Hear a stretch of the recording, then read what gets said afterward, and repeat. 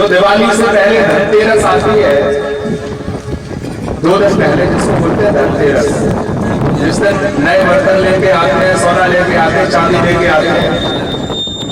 मैं अपने मुख से नहीं बोल रहा हूं कि अपने मन के हल से कह रहा हूं। शिव महापुराण में लिखा है, दिवाली से 2 दिन पहले धनतेरस के दिन क्या करना चाहिए? क्या करना चाहिए धनतेरस के दिन? सिंदूर लेकर के, और सिंदूर में क्या मिलाना चाहिए? कौन सा सिंदूर? कौन सा सिंदूर लेना चाहिए? जो हनुमान जी को चढ़ाते हैं, हनुमान जी को चढ़ाने वाला सिंदूर लेकर के, और उसमें क्या मिलाना चाहिए फिर? घी, गाय का घी। सिंदूर में घी मिला करके, और इस उंगली से, क्या बोलते हैं इसको? कल बताया था, बोले अनामिका। अनामिका उंगली से नाप करके 9 इंच, 9 इंच ऊपर और 9 इंच तिरछा क्या बनाना चाहिए घर के दरवाजे पर? स्वास्थ्य। एक भाषा में कहते हैं साथिया। कब बनाना चाहिए? धनतेरस के दिन। और 9 इंच बिल्कुल नाप करके, कम भी नहीं और ज्यादा भी नहीं, क्योंकि हमारे यहाँ विधि विधान में नाप होता है। जैसे हम लोग हवन करते हैं, हवन की कुंडी होती है, देखना हवन की जो कुंडी बनी है, इसका भी नाप होता है। स्वास्थ्य बनाओ तो 9 इंच नाप करके, 9 इंच ऊपर 9 इंच तिरछा, तब स्वास्थ्य बनाना चाहिए। और लिखना चाहिए शुभ और लाभ। शुभ लाभ कौन है? कौन है शुभ लाभ? गणेश जी के पुत्र। बिल्कुल सही कहा आप। देखना, मैं कहना ये चाह रहा हूं, पहले के समय में, आज से 25 साल पहले, 20 साल पहले, प्रत्येक व्यक्ति स्वास्थ्य बनाता था, तो घर के दरवाजे पर लिखता था शुभ लाभ। लिखता था कि नहीं? धीरे धीरे जमाना बदलता गया, जमाना बदला, शुभ लाभ लिखना बंद हो गया। फिर क्या लिखने लगे? स्वागतम लिखने लगे कि नहीं? आया ना? जमाना फिर बदल गया, दायका आ गया अंग्रेजी का, स्वागतम भी खत्म हो गया। क्या लिखने लगे? वेलकम। लिखते कि नहीं? आया ना? भैया अब तो अंग्रेजी का भी जमाना खत्म, अब क्या लिख रहे हैं? कुत्तों से सावधान। लिखते कि नहीं? है? सेठ जी का कोता बिस्कुट चबा रहा है। ये कलयुग में हो रहा है।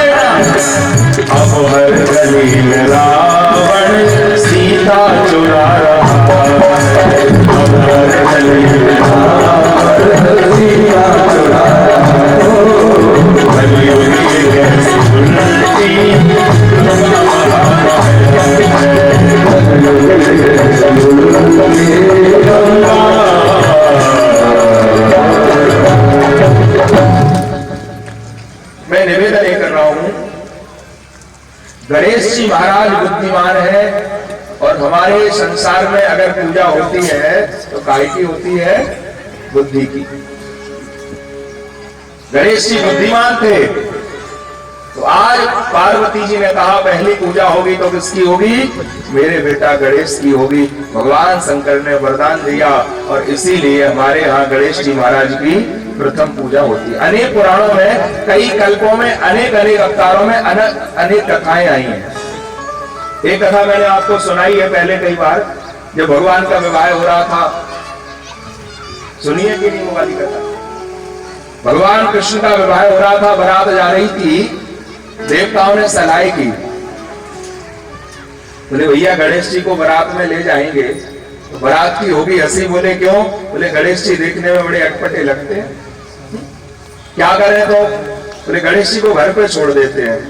देवता सलाह करके आए, गणेश जी से कहा देखो गणेश जी तुम बारात में गए तो घर की रखवाली कौन करेगा? क्योंकि बारात में अगर सब चले जाते हैं तो किसी को घर की रखवाली के लिए छोड़ा जाता है। और किसको छोड़ा जाता है? जो विश्वासी होता है। हर किसी को छोड़ते हैं क्या? नहीं छोड़ते।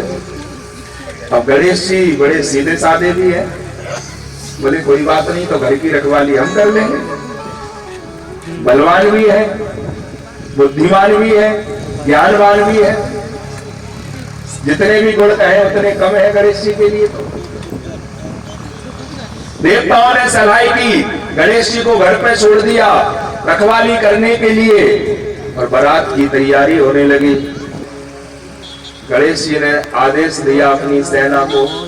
गणेश जी की सेना क्या है? चूहे। चूहों को आदेश दिया, बोले जाओ बारातियों के वाहन आगे बढ़े, उससे पहले सारी जमीन को खोखला तो कर दो। चूहे छूटे महाराज, सब पूरी जमीन को खोखला कर दिया। अब बारातियों के जैसे ही वाहन आगे बढ़े तो जमीन में धस जावे। बाराती बड़े परेशान, सारे देवता परेशान। भगवान के पास आए, भगवान बड़ी गड़बड़ हो रही। बोले क्या, कौन सा विघ्न आ रहा है? क्यों? बोले वाहन ही नहीं बढ़ पा रहा है, जमीन खोखला होती जा रही है। भगवान ने इधर उधर सिर घुमा के देखा, बोले भैया सब देख रहे हैं पर गणेश जी नहीं दिख रहे हैं। कहा गणेश जी को तो हम छोड़ करके आ गए। भगवान बोले गलती पहले करते हो बाद में पछताते हो। तुम्हें पता है बिना गणेश जी के कुछ होगा? बोले कौन है गणेश जी? बोले विघ्न विनाशक हैं। बोले जब तक गणेश जी नहीं होंगे तो विवाह होगा कैसे? इसलिए पहले जाओ विघ्न विनाशक को मना करके लाओ, तब आकर के कहीं बारात के कोई काम पूर्ण होंगे। विघ्नेश्वराय वरदाय लंबोदराय सकलाय जगद्दिताय नारायणाय स्तुति यज्ञ विभूषिताय गौरी सुताय गणनाथ नमो नमस्ते। गौरी सुताय गणनाथ नमो। और आपने कभी सुना कि गणेश जी के साथ लक्ष्मी की पूजा हो रही है? वैसे तो पूजा गौरी जी की होती है, और दिवाली के दिन क्यों होती है?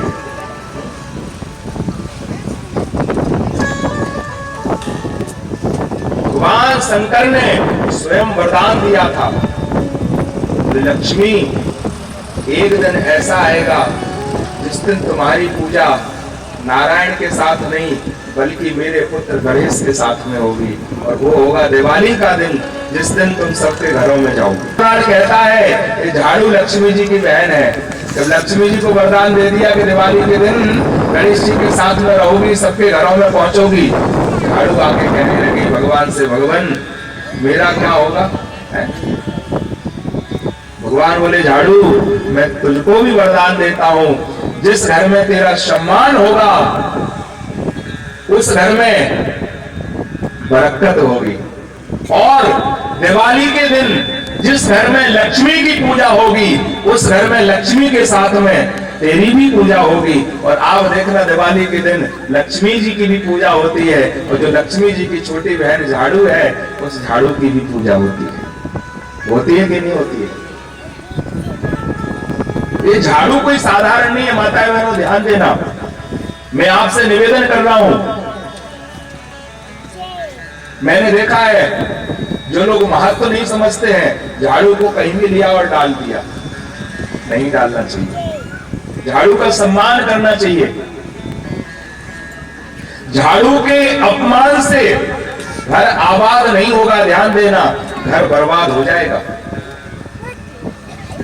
ये झाड़ू कोई साधारण नहीं है, लक्ष्मी जी की बहन है। घर में झाड़ू को रखो, कूड़े में मत डालो। मैंने देखा है कई लोगों को, झाड़ू जो होती है, अगर झाड़ू के कुछ कड़ निकल गए, कुछ साथी जितने रहते हैं वो निकल गए, तो लोग उनको लेते हैं कूड़े में डाल देते हैं। नहीं डालना चाहिए। क्या करना चाहिए फिर? झाड़ू खराब हो जाए, कूड़े में नहीं डालना चाहिए, अग्नि में नहीं जलाना चाहिए। ध्यान देना, ये बहुत समझने की बात है। क्या करो झाड़ू को? आप लोग क्या करते हो? हमारे शास्त्र कहते हैं उस झाड़ी को जमीन में गाड़ देना चाहिए। क्या करना चाहिए? जमीन में गाड़ देना चाहिए। और एक बात आपको और बता दूं, झाड़ू के रखने का स्थान होता है, ये नहीं कि कहीं भी लो और रख दो। कहाँ रखना चाहिए झाड़ू? घर में, दक्षिण दिशा में। जूते चप्पल कहाँ रखना चाहिए? दक्षिण दिशा में।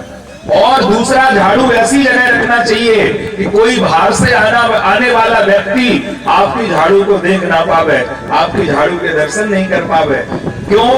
क्या कारण है? बोले अगर कोई बाहर का व्यक्ति आकर के आपकी झाड़ू को देख लेता है तो आपके घर से फिर लक्ष्मी चली जाती है और दारिद्र आपके घर में आ जाता है। इसलिए आप देखना,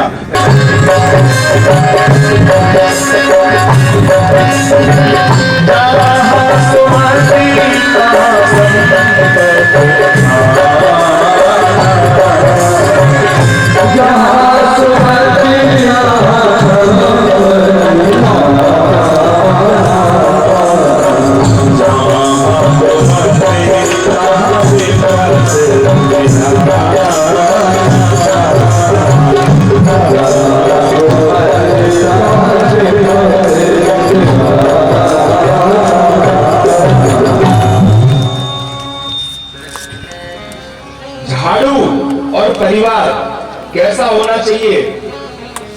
एकजुट में बना हुआ। जहां सुमति तहां संपत्ति नाना। अच्छा, इसका प्रमाण रामचरितमानस, सुंदरकांड। सच बताना, अगर रावण का परिवार कहीं एक होता तो बताओ, सच बताना, सबको पता है कथा, अगर परिवार कहीं एक होता, एक भाई अलग नहीं होता, तो किसी की बस की बात थी क्या रावण को हराना? थी क्या? है? लेकिन जहां विभीषण अलग हुए, रावण ने विभीषण को अलग किया, समझना उसी समय से रावण की लक्ष्मी रावण के घर से चली गई। इसलिए कहते हैं परिवार के हर एक सदस्य की कीमत करना सीखो। क्या पता किसके भाग्य से आपके परिवार में बरकत हो रही है, किसके भाग्य से आपका परिवार ऊंचाई तक पहुंच रहा है। एक एक सदस्य परिवार का कीमती होता है। जिस परिवार में संगठन रहता है, जो परिवार संगठित रहता है, यही शिव महापुराण कह रहा है। आप देखिए, भगवान शंकर को देख लीजिए, भगवान शंकर का परिवार, भगवान शंकर के परिवार से सीखिए। सारे देवों में अगर किसी के परिवार की पूजा होती है तो वो केवल भगवान शंकर के पूरे परिवार की पूजा होती है। हमारे यहाँ रुद्राभिषेक होता है, आप देखना रोजाना पार्थेश्वर अभिषेक हो रहा है शिवलिंग का। अकेले शिवलिंग की पूजा हो जाती, लेकिन नहीं, पूरा परिवार बनता है, पूरा परिवार बैठता है। और कहीं किसी भी शिव मंदिर में चले जाना तो शिव मंदिर में अकेले शिव जी नहीं बैठे होते हैं, पूरे परिवार होते हैं। यानी अगर किसी देवता के पूरे परिवार की पूजा होती है तो वो देवों के देव महादेव के परिवार की पूजा होती है। ऐसा परिवार में संगठन होना चाहिए, ऐसी परिवार में एकता होना चाहिए। और एक बात आपको और बता दूं, जितनी समस्याओं में भगवान शंकर घिरे हुए हैं, उतनी समस्या सर्प रहता है कि नहीं? और सिर पे किसको बैठाए रखे हैं शंकर जी? चंद्रमा को। चंद्रमा के पास क्या रहता है? अमृत। और सर्प के पास में क्या रहता है? जहर, विष। तो सच बताना, क्या विष और अमृत एक साथ रह सकते हैं? रह सकते हैं क्या? हाँ या ना? लेकिन भगवान शंकर के साथ विष भी है और अमृत भी है। भगवान शंकर के गले में सर्प, हाथों में सर्प। भगवान शंकर के पुत्र है कार्तिकेय। कार्तिकेय का वाहन क्या है? मोर। सच बताना, सर्प और मोर एक साथ रहते हैं क्या? हाँ या ना? नहीं रहते हैं। भगवान शंकर के पुत्र गणेश, गणेश की सवारी क्या है? चूहा, मूषक। सच बताना, क्या सर्प और चूहे एक साथ रह सकते हैं? रह सकते हैं क्या? नहीं रह सकते हैं। चूहे डरते हैं सर्प से, तो कार्तिकेय जी की सवारी कहती है चिंता मत करो, हम बैठे हैं इसके लिए। हाँ? बोले सर्प और चूहा एक साथ, मोर और सर्प एक साथ, सिंह और बैल एक साथ, भूत और भभूत एक साथ, जहर और अमृत एक साथ। इतनी समस्याओं में घिरे होने के बाद भी भोले बाबा कभी टेंशन में नहीं रहते हैं, हमेशा अटेंशन रहते हैं। हाँ? ये भोले बाबा से सीखना चाहिए, ये भोले बाबा के परिवार से सीखना चाहिए। हम लोग अगर 4 सुंदर कुर्ता पजामा सिलवाए, अब सिलवा करके टेलर के यहाँ से लेके आए, सोचा पहन करके तो देख ले फिटिंग सही है कि नहीं है। अब पहन करके देखा, सूप पजाया, झंडा फहराने, पजामा बड़ा निकला, क्या करें? घर में कोई किसी से बोलता नहीं। अब इन्होंने सोचा कोई बात नहीं, आज हमारा काम है तो बोल लेते हैं। सोचा एक काम करते, माता जी से कह देते हैं। कहा माता जी एक काम करना है, अपने काम के लिए तो बोल लेते हैं, भले फिर ना बोले। हाँ, एक काम करना है। बोले क्या? बोले पजामा 4 बरस से बड़ा निकला है, इसको नापना, काटना और तुरुप करके टांग देना। माता जी ने मना कर दिया, सुनो हमको फुर्सत नहीं मिलती। क्यों? बोले कथा सुनने जाते हैं, शाम को 7 बजे लौट करके आते हैं। मना कर दिया। अब महाराज बेटी आई, बेटी से कहा बेटा एक काम करना है, पजामा थोड़ा बड़ा हो गया, 4 बलस्त नापना, काटना और तुरुप करके टांग देना। तो बेटी ने मना कर दिया। बोले हम जाते हैं, ट्यूशन पढ़ के आते हैं, 8 बज जाते हैं, हमको फुर्सत नहीं मिलती है। अब सोचने लगे भले ही पत्नी से नहीं बोलते हैं, पर चलो आज हमारा काम है, बोल लेते हैं। बोले सुनो जी एक काम करना है। बोले क्या? बोले पजामा 4 बरस बड़ा हो गया, इसको नापना, काटना और तुरुप करके टांग देना। पत्नी गुस्से में बोली हमको नहीं मिलती है फुर्सत, रात के 9 बजे फ्री होते हैं काम करके, अपना काम अपने हाथों से करो। चारों से कहा, चारों ने मना कर दिया। श्रीमान जी तो अपना पजामा टांग के अपने कमरे में चले गए। बोले कोई बात नहीं, शाम को लौटेंगे तब देखेंगे, पहले दुकान जाते हैं, दुकान का समय हो गया। श्रीमान जी तो गए दुकान, और शाम को 7 बजे माता जी आई, कथा सुन करके घर में पहुंची, सोचने लगी। बोले नहीं, घर में कोई किसी से नहीं बोलता है, सब अपने अपने कमरे में बंद रहते।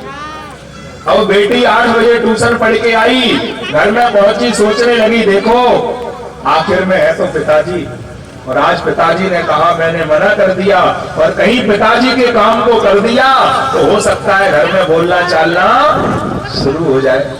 तो पिताजी के कमरे में गई, पजामे को उठाया, 4 बलस्त नापा, काटा और तुरुप करके टांग दिया।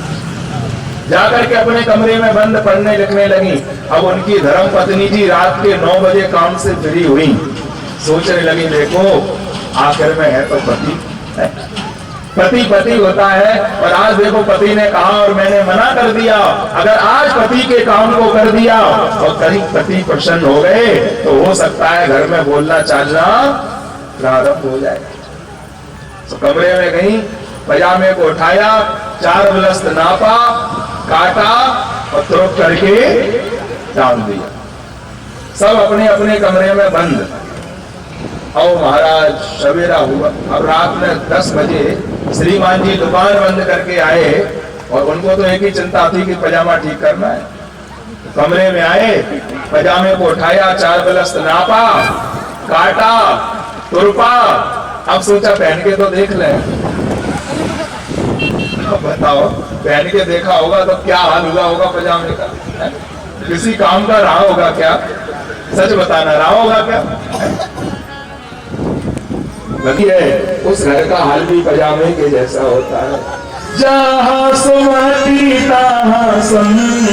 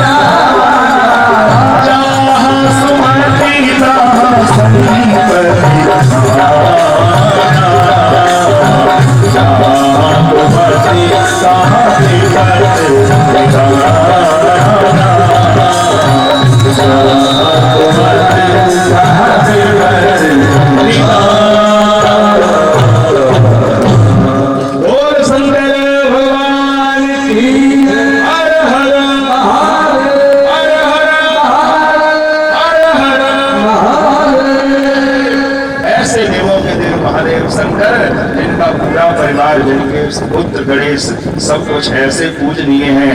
तो ऐसे भोले बाबा, और जो ऐसे भोले बाबा का भजन करता है, भगवान शंकर का भजन करता है, उसके सारे काम पूर्ण होते हैं।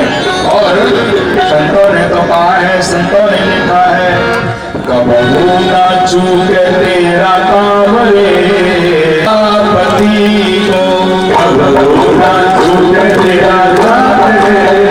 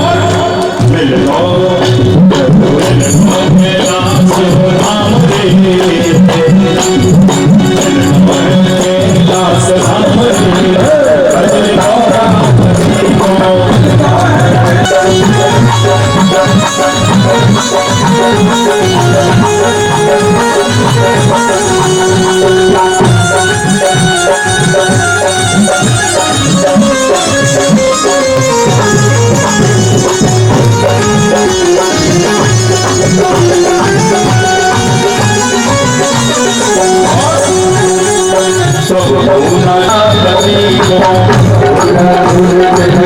नारायण भी भजते गौरापति को नारायण भजते गौरापति को नारायण भी भजते